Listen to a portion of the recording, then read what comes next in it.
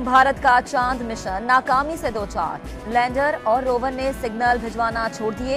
राबते की तमाम कोशिशें नाकाम। खलाई मिशन चंद्रयान-3 लापता हो। चांद पर भेजे गए मिशन से सिग्नल आना बंद हो गया। खला में भी रुसवाई का सामना, भारत का चांद पर उतरने वाला खलाई शटल से राब्ता खत्म हो गया। अस्सलाम वालेकुम दोस्तों, चंद्रयान-3 कहाँ मौजूद है? तो इस बात का जवाब यही है कि चंद्रयान-3 अभी भी चांद पर ही मौजूद है और वो सो रहा है। लेकिन मीडिया और सोशल मीडिया बहुत ही ज़बरदस्त तरीके से एक प्रोपेगेंडा फैलाने में मसरूफ़ है कि चंद्रयान-3 का तजुर्बा नाकाम हो गया। इंडिया को खला में रुसवाई का सामना। ब्रेकिंग न्यूज़ बता रहा हूँ आपको, जो टीवी चैनल्स हैं उनकी ब्रेकिंग बता रहा हूँ कि इंडिया का खला में तजुर्बा नाकाम। चंद्रयान-3 सोकर नहीं उठा, इंडिया ने चंद्रयान को सुलाया और जगाना भूल गया। इसी तरह की खबरें मिर्च और मसाला लगाकर ऐसे बयान की जा रही हैं कि बस क्या कहना है इस मीडिया और सोशल मीडिया के।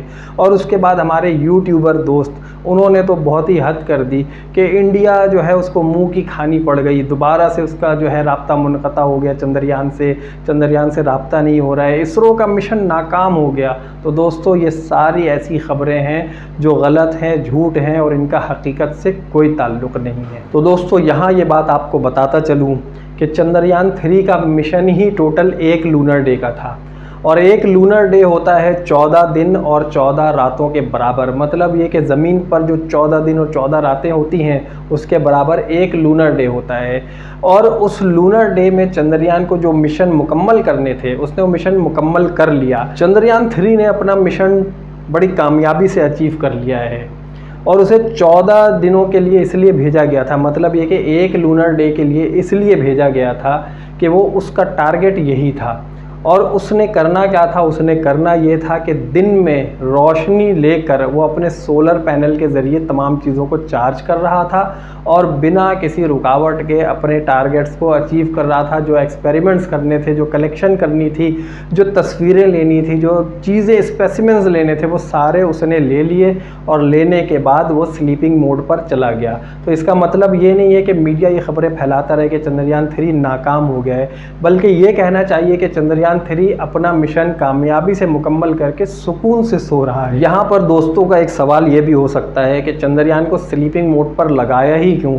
उसे कंटिन्यूअसली काम करने दिया जाता, सोलर पैनल से वो चार्ज होता रहता जब सूरज निकल जाता और उसके बाद फिर वो अपना मिशन मज़ीद मुकम्मल करता रहता, मज़ीद और मिशन दे दिए जाते। तो ऐसा बिल्कुल भी नहीं है। उसकी सबसे बड़ी वजह यह है कि इंडिया ने अपने एक लिमिटेड बजट में अपना एक प्रोग्राम बनाया और उसको एक लिमिटेड टारगेट्स दिए कि इतने इतने टारगेट्स हमें अचीव करने हैं और उसका एक टाइम फ्रेम रखा कि इस टाइम में सारे हमें टारगेट अचीव होने चाहिए। और उस टाइम फ्रेम के अंदर अंदर वो सारे टारगेट्स अचीव कर लिए गए और अचीव करने के बाद खामोशी से लूनर मॉड्यूल जो था विक्रम लैंडर, उसको जो है उन्होंने सुला दिया।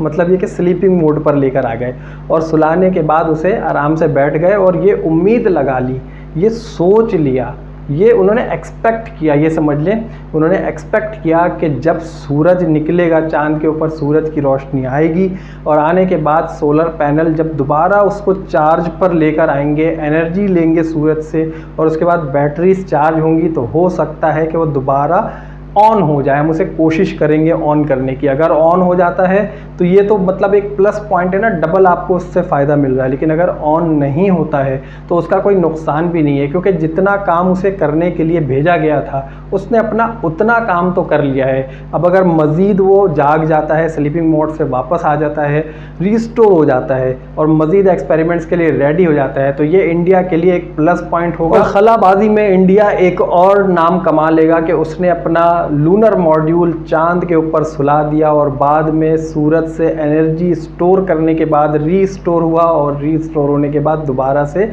वो अपने अलग मिशन पे चला गया, जो मिशन जो उसे ज़मीन से नहीं दिए गए थे बाद में दिए गए। लेकिन फ़िलहाल ऐसा कुछ होने वाला नहीं है और अभी भी इंडिया का जो लूनर मॉड्यूल है चंद्रयान-3 का, विक्रम लैंडर और प्राज्ञान, वो आराम से चांद पर सो रहे हैं और इंडिया ने कहा है कि ये हमारे एम्बेसडर बन के चांद पर ही रहेंगे, ताकि जब भी किसी मुल्क का कोई एस्ट्रोनॉट, कोई ऐसा स्पेसशिप कोई भी ऐसा मॉड्यूल, लूनर मॉड्यूल जाता है वहाँ पर एक्सपेरिमेंट के लिए, तो उसे इंडिया का ये विक्रम लैंडर नज़र आता रहेगा, उसे प्रज्ञान नज़र आता रहेगा। बहरहाल इंडिया को हम इसके ऊपर कॉन्ग्रेचुलेट करते हैं। जो भी चीज़ें हैं, एक्सपेरिमेंट है, रिसर्च है, इन सब चीज़ों में किसी भी मुल्क को आप जिसने अचीवमेंट की है वो मुबारकबाद का मुस्तहिक है। तो कोई बात नहीं, इंडिया हमारा पड़ोसी मुल्क है, हम अपने पड़ोसियों की बहुत कदर करते हैं और हम उन्हें कॉन्ग्रेचुलेट भी करते हैं। कॉन्ग्रेचुलेशन इंडिया, आप लोगों ने एक अपना टारगेट अचीव किया and thank you very much. आप लोगों ने मेरी वीडियो देखी। इसी तरह मज़ीद मालूमाती वीडियोज़ देखने के लिए मेरे चैनल को जिन दोस्तों ने सब्सक्राइब नहीं किया है, जल्दी से सब्सक्राइब कर लीजिए और अब मुझे इजाज़त दीजिए। अल्लाह हाफिज़।